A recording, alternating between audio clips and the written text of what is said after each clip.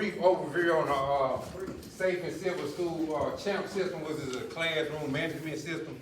Right now, Colonel is passing around a checklist, and it's just a checklist, a bit, you know, you ain't gotta put your name on it, just a quick survey or a checklist just seeing what you do in your classroom because it can help you with your classroom management. All right, first thing, start off, the overview. The reason this triangle is the way it is inverted is because it's school-wide. The biggest thing is school-wide, then it trickle down to the classroom and to the individual student. Because a lot of behaviors that's expected is started with school-wide behavior. And that part of it is called the foundation part of the system, which is how you act in the common areas, which is in the hallway, lunchroom, assembly, gym, when everybody's together. So them are the visual cues. Come down to the classroom, which I will talk today about the CHAMPs, and that's classroom expected behaviors. And the individual, which is the smaller part which is when you start getting to tier 2 and tier 3 for students that need behavior problem and a little intervention for to act a little better in classroom. So that's how it goes. So the belief is start with whole, then work your way down. All right, Safe and Civil Schools provides that high quality program for K through 12 educators that create a proactive and positive behavior management. Most Safe and Civil Schools start with the term STOIC approach, which is an approach that ensure the BS building level is done. I talked to several administrators around the area. I know 2 guys that are former colleagues of Anderson City School. They're administrators now, one down in the office district, one in the county. And both of them told me it worked very well. So just hearing from somebody I know is very important because they gave me some good pointers on it. And said it worked very well for the system. But with anything that you do with school-wide, guys, it's very important that is school-wide implementation, that basically that everybody is on board. So it's very important that everybody implement this because it'll make the whole school go smooth. So again, everybody got to speak the same language. All right, what does STOIC stand for? The S stands for structure, how you set up your classroom. This is the physical setting of your classroom. This is basically the routine that you build into your classroom daily. So this can go by how you set your classroom up. When I'm doing my observation and doing the internship, I saw the difference between, I know it's elementary and middle school level that I saw, but it's a big difference. The classroom that had the most learning going on was the classroom that was set up in pods, which is like 4 in small group, because the teacher was more of a facilitator rather than just standing up. The normal traditional lecture teacher, she had more problem with discipline because the student was less engaged.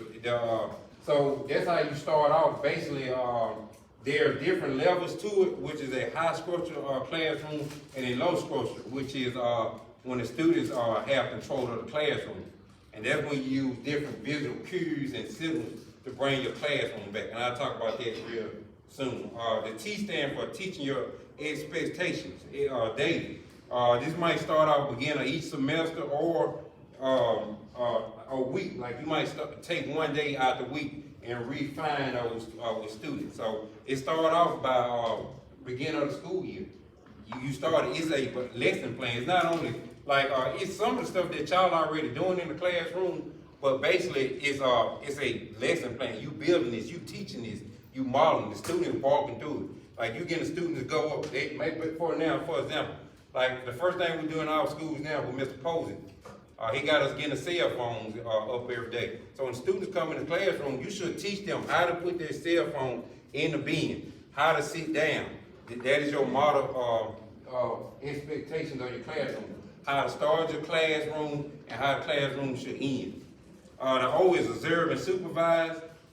Basically, you're going to look at the student. You observe and see what's going on. I have several students in my classroom, might be tier 2 students with behavior problems. What I do, I monitor them.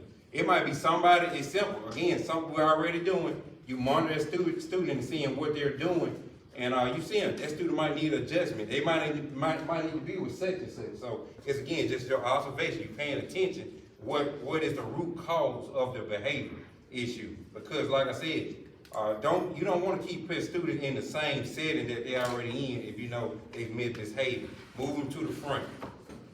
Put them with someone that can help them, even with the group. So you don't want to put them with somebody they're gonna be talking to.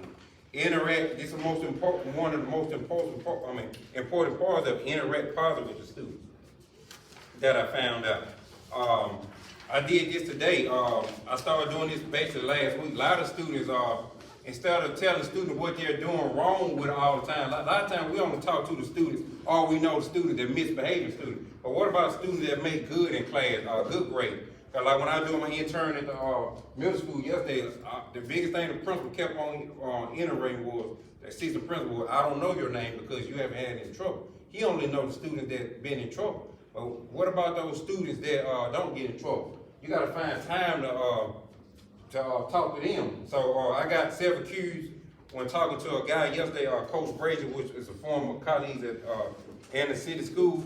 He told me about the conversation thing. They got a challenge going on, and basically you're gonna find one student to talk to for 10 straight days and talk for 2 minutes. So you building that relationship with students. It can be something that's going on in the school that you need to know, but when they find that one person they trust, they come to you. You can be the difference in changing something, very important. The second thing was a 10 and 10 challenge I talked to the other guy that I talked to, and he told me about this. You find 10 students before 10 o'clock and tell them 10 positive things. Again, that's the start of the classroom. So again, once a student start off good, most times your day ends how it starts. They start off good, you're in a good mood. So again, that's very important. And the last thing is correct students, being consistent. For example, with Mr. Posey, we used to work that some of us didn't want to do. I'm being honest with you, with the book bags, the lockers, all of that. But now, how many book bags do we have every day? We don't have many, less than 5 every day. Clear mess, they in the locker. I ain't have to worry about that. So again, you got to be relentless and correct every day. Just keep going, stay on it. But again, you can be positive in that.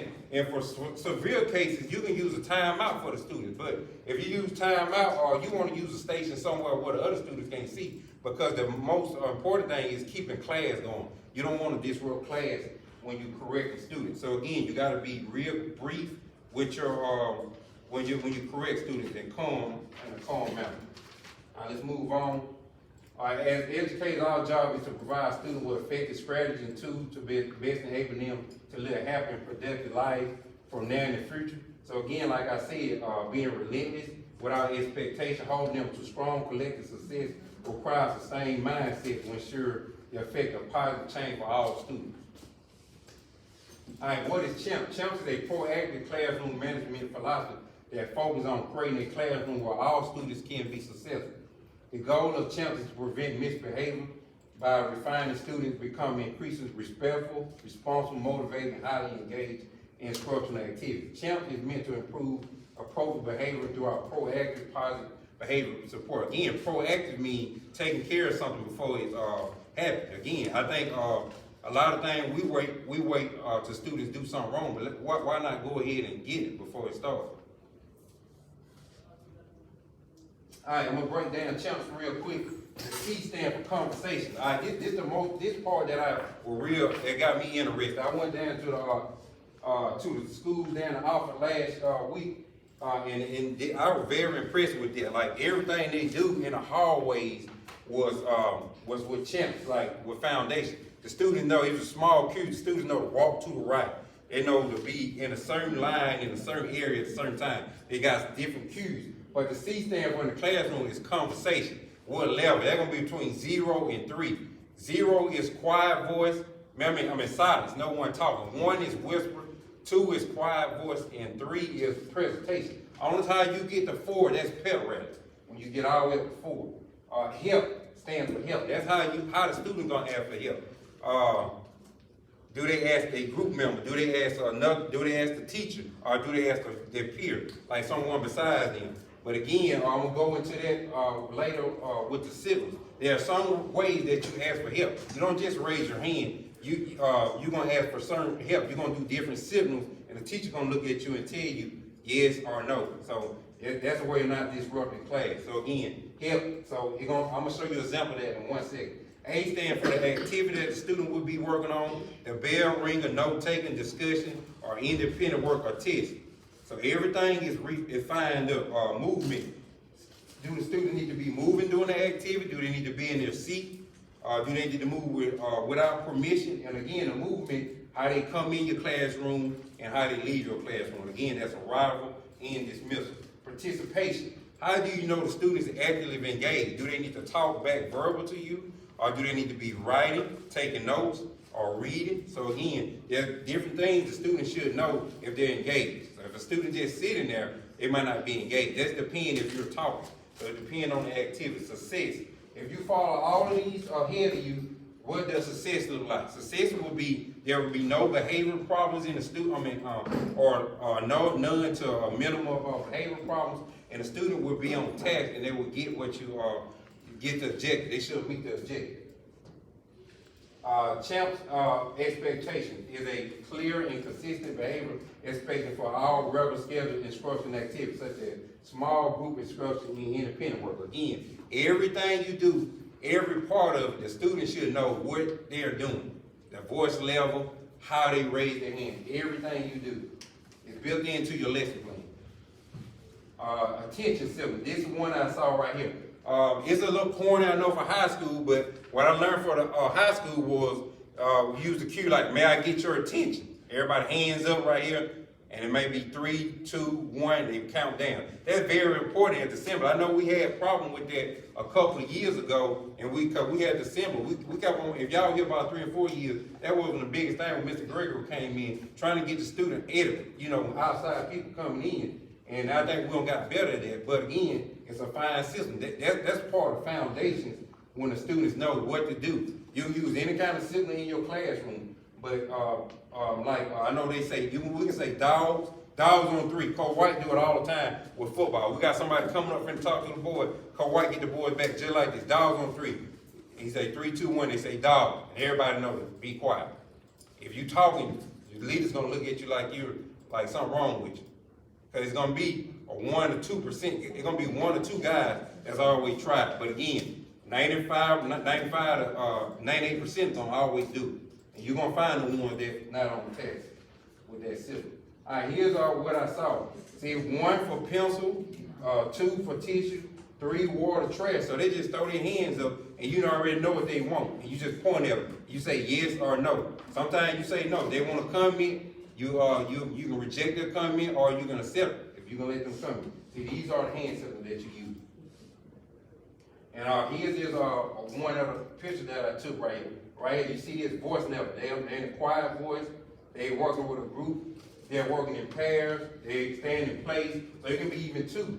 Movement is prohibited.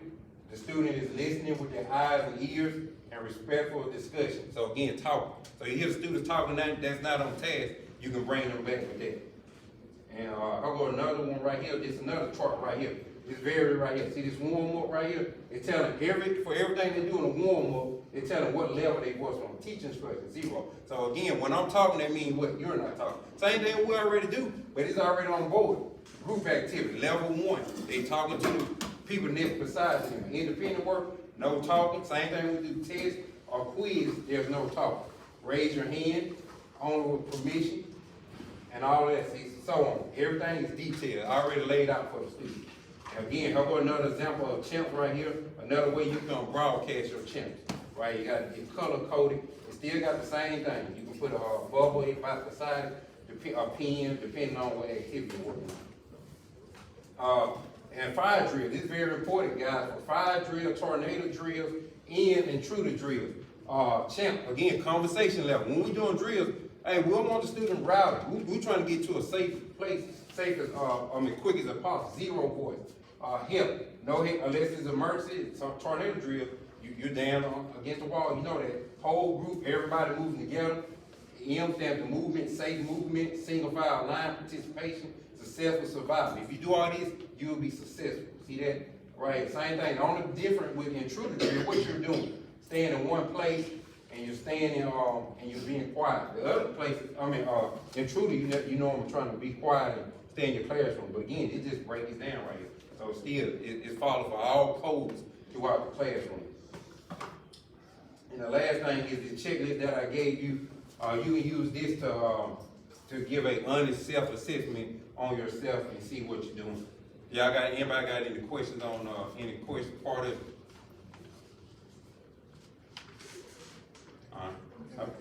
Yes, sir. Appreciate y'all.